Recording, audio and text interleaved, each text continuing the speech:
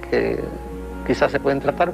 Eventualmente pues se diagnosticó que lo que tenía era cáncer. Por esa razón tuvieron que ingresarlo en el hospital universitario y someterlo a una operación que conllevó pues hacerle lo que se llama una colostomía, que es poner el intestino a vaciar por la parte anterior del abdomen, ¿verdad? Es poner el intestino fuera. Esto lo que destaca es que a través de su vida, a pesar de su dolor físico, que indudablemente lo tenía, de su pobre estado de salud, él superó cada instante de esta enfermedad para dedicarse a la labor apostólica que él venía realizando. No era de estas personas que muchas veces, como uno oye hoy en día, que muchas personas están quejándose continuamente de sus condiciones, de sus limitaciones, de sus dolores. Y Charlie pues no era así, así que eso demuestra que él pues desde su espiritualidad tenía un control enorme sobre su organicidad, sobre la parte orgánica de él. Pienso que fue un acontecimiento del cual Dios se valió para ayudar a este hombre concretamente a entender que el Señor lo quería asociar a su pasión. Y él entiende que el dolor vivido desde la asociación a la pasión de Cristo se puede convertir en un apostolado. Y desde esa dimensión hace de su dolor pues un servicio, una acción misionera. Y ahí no hay posible marca de dolor ni de sufrimiento. Ocurre al cuerpo físico porque esto es un vehículo de transporte, pero esa conciencia no está identificada con ese vehículo. Por lo tanto, le duele, pero no le duele.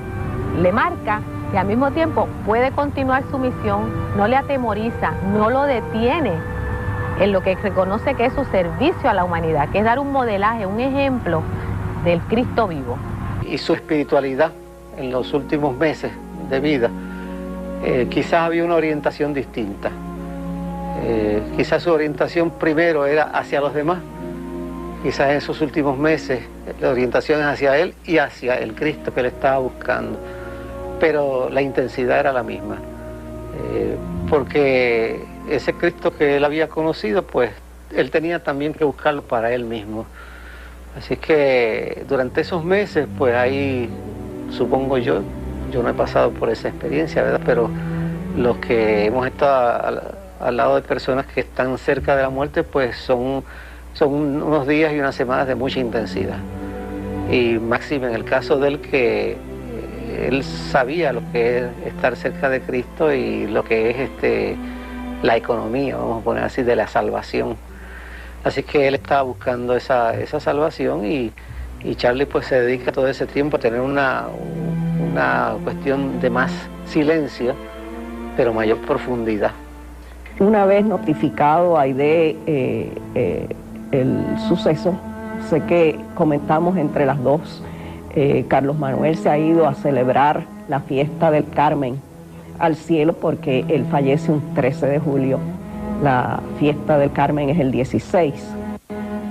Entonces yo hago los arreglos para marcharme inmediatamente a Caguas en un carro público de la línea. Y yo estaba molesta porque en el automóvil entró una persona, un hombre que francamente ahora sí casi me da pena, mucha pena decirlo en estos términos, pero en aquellos momentos yo lo que veía era una persona que no debía haber estado allí compartiendo en el automóvil por su aspecto, por su la forma en que lucía físicamente, parecía de otro mundo, y yo francamente no estaba dispuesta a compartir con él en aquel momento. Cuando el carro público hace su parada usual en la cafetería San Antonio de Calley, esta persona se baja y lo menos que tenía yo ganas era de bajarme también con él, pero para mi gran sorpresa y para mi gran lección en caridad, esta persona se acerca y me ofrece un vasito de jugo. Aquello a mí me derrumbó. Fue como decir, aquí está Carlos Manuel dándome una lección grande de caridad. Él siempre tuvo una caridad inmensa para con los pobres y los desarrapados. Cuando él muere y se investiga la vida de él, fue entonces que nos enteramos que él tenía una enfermedad que ni la familia sabía que él tenía. Una enfermedad que traía consigo un dolor tan fuerte que nadie sabía que le estaba pasando por ese dolor. Sin embargo, dicen que los que lo conocían se notaba en su rostro alguna vez un poquito de dolor, pero eso no ofrecía para los pecados de sus compañeros. Y ahora ella brilla en nuestro camino como signo de consuelo y de firme esperanza. Carlos Manuel nos enseña que el camino de la santidad se desarrolla precisamente en la vida de cada día, que cada acontecimiento, cada realidad que tú vives, desde que te levantas hasta que te acuestas, si está tocada por el amor, es un camino que te lleva a la santidad. Si bien es cierto que el concepto de santo lo hay en otras religiones, la Iglesia Católica Romana es la única que tiene un mecanismo formal para conocer este proceso. Ahora, ¿cuáles son los criterios de la canonización? La respuesta a esa pregunta luego de la pausa, mientras seguimos los pasos de Carlos Manuel Rodríguez.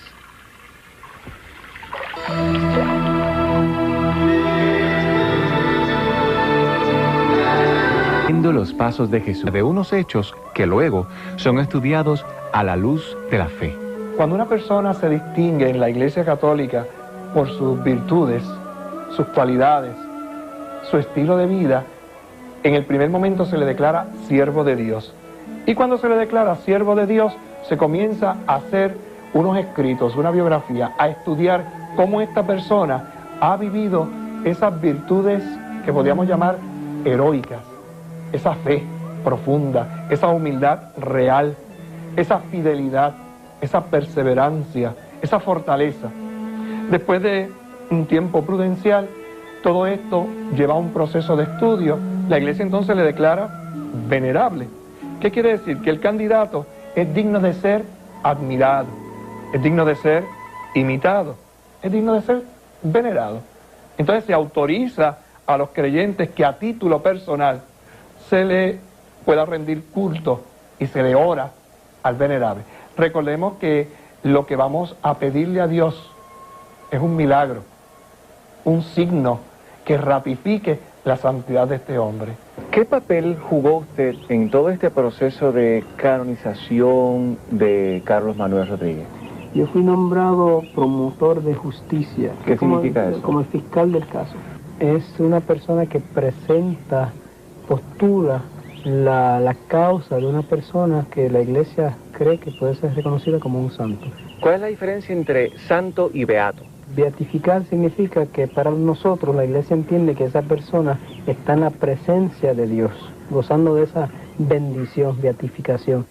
La palabra beato quiere decir bienaventurado. Quiere decir que la Iglesia cree que esta persona goza de la visión beatificativa. Para lograr esto, pues se necesita un proceso en el cual hay que declarar un milagro.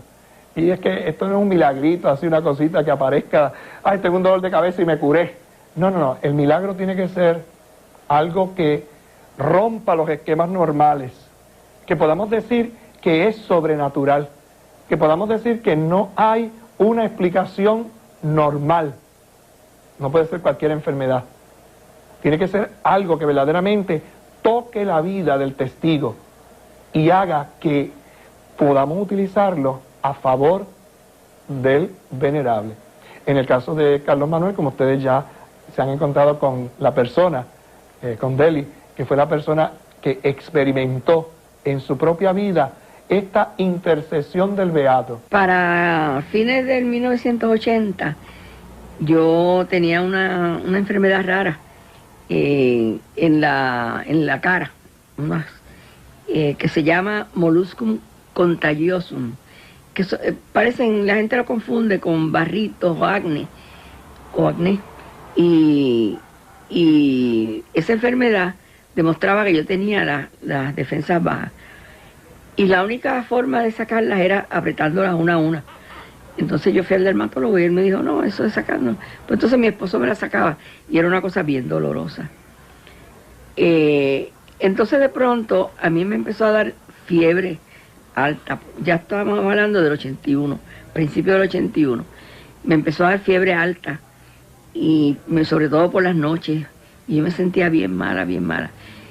Y en una ocasión yo me sentí en la cabeza una cosita, ¿verdad? Y yo pensé que era de eso mismo. Yo dije, pues tengo un molusco en la cabeza. Y después me sentí otra, tenía dos. Entonces yo se lo dije a mi esposo.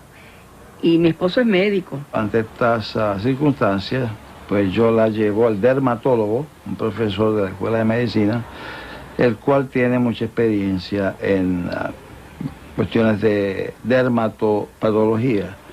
Y la descripción de él fue bien contundente, de que aquello era un tipo de linfoma no Hodgkins maligno.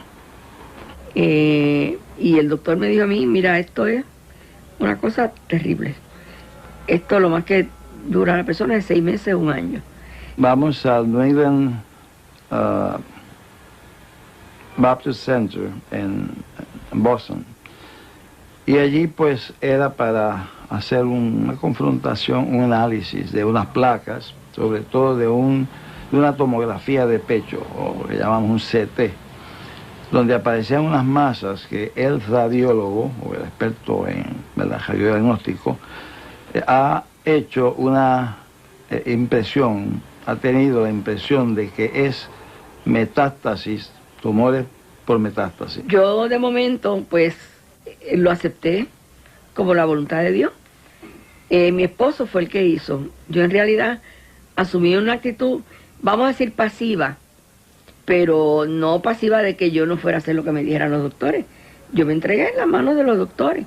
Bajo esas circunstancias, como cuando uno tiene que buscar ayuda de un amigo, de un conocido, ¿verdad? Como decimos, la persona que tiene pool, la persona que tiene cierta, ¿verdad?, cierta cercanía, pues yo pues me acordé de la presencia de Charlie y invoqué su ayuda. Charlie todavía no es un santo reconocido por la iglesia, pero no es cuestión de que uno, como dice, que se pegue al manto. Los santos antes tenían manto, ¿verdad? Charlie usaba pantalones. Pero que se pegue y se aferre y diga la verdad, pues yo te pido. Sino, la oración, de hecho, fue muy sencilla, hasta cierto punto jíbara, porque yo había aprendido una expresión de una señora que era del campo y que vivía en mi casa, y que ella decía, Señor, mete tu mano. Y ese fue el tipo de expresión que yo utilicé cuando le pedí ese favor a Charlie. Yo quiero decir que yo no le pedí, pero que yo siempre he tenido en mi alma y en mi corazón a la figura de Charlie, porque antes de él morir, o sea, desde que yo lo conocí, yo lo percibía como una persona especial, ¿verdad? Y antes de él morir, pues yo pensaba que él era una persona santa. Y una semana antes de él morir, yo cogí un algodón con sangre. Cuando la enfermera le fue a sacar la sangre, o la tecnóloga, se quedó el algodón que le ponen a uno, ¿verdad? Pues se quedó allí y yo lo cogí y lo guardé como una reliquia para mí, sin que hubiese nada de causa ni proceso. Yo sugerí que le volvieran a tomar la placa de pecho, y cuando se toma la placa de pecho no aparecen las lesiones, lo cual entonces nos lleva a ir un poquito más profundo a ver, ¿verdad?, qué está pasando. Y sencillamente no hay explicación para esos hallazgos. Ya ella se le había curado lo de la frente y lo que quedaba era de los pulmones. Así es que en los próximos meses o semanas, pues lo que se hace es una serie de análisis para decidir que ella ya no tiene el linfoma no Hodgkins, que como tal no desaparece solo y usualmente tiene una malignidad de prácticamente 100% en menos de 1 año. Enfermedad para dedicarse a la labor apostólica que él venía realizando. No era de estas personas que muchas veces, como Uno oye hoy en día que muchas personas están quejándose continuamente de sus condiciones, de sus limitaciones, de sus dolores, y Charlie pues no era así, así que eso demuestra que él pues... El dolor vivido desde la asociación a la pasión de Cristo se puede convertir en un apostolado, y desde esa dimensión hace de su dolor pues un servicio, una acción misionera. Y ahí no hay posible marca de dolor ni de sufrimiento. Ocurre al cuerpo físico. A vaciar por la parte anterior del abdomen, ¿verdad? Poner el intestino fuera. Esto lo que destaca es que a través de su vida, a pesar de su dolor físico, que indudablemente lo tenía, de su pobre estado de salud, él superó cada instante de este... Que quizás se pueden tratar. Eventualmente pues se diagnosticó que lo que tenía era cáncer. Por esa razón tuvieron que ingresarlo en el hospital universitario y someterlo a una operación que conllevó pues hacerle lo que se llama una colostomía, que es poner el intestino desde su espiritualidad. Tenía un control enorme sobre su organicidad, sobre la parte orgánica de él. Pienso que fue un acontecimiento del cual Dios se valió para ayudar a este hombre concretamente a entender que el Señor lo quería asociar a su pasión. Y él entiende